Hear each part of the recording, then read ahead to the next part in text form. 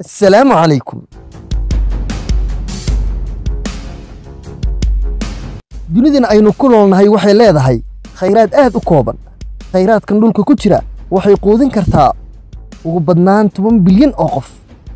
laga bilaabo 30 sano ee hadda soo socda ilaa sanadka 2050ka.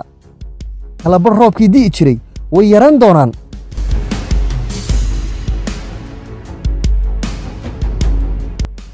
waxaana sababaya wasakhowga jawiga cimilada.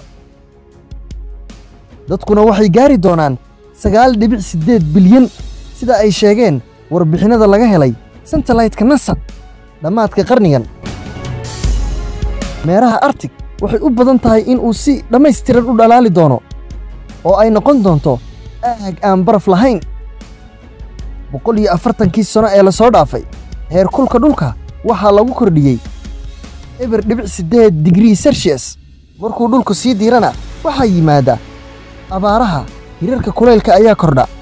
sidoo kale badaha ayaa kor u kici doona ilaa 1 ilaa 4 feet markii la gaaro sanadka 2100.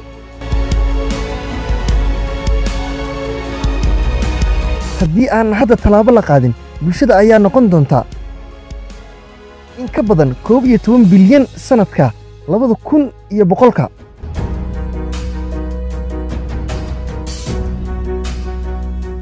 sidoo kale isbeddelka cimilada ayaa noqon doona mid aanan isbeddeli karin. mahadsan tahay daawashada aad daawatay videoga. fadlan haddii aad videogan aad ka heshay ama aad danaynaysa inaad wax ka ogaato cimilada iyo weliba sayniska iyo taariikhii hore saynisyahanada, fadlan ha ka ilaawin in aad subscribe saarto, gambaleelkana u furo.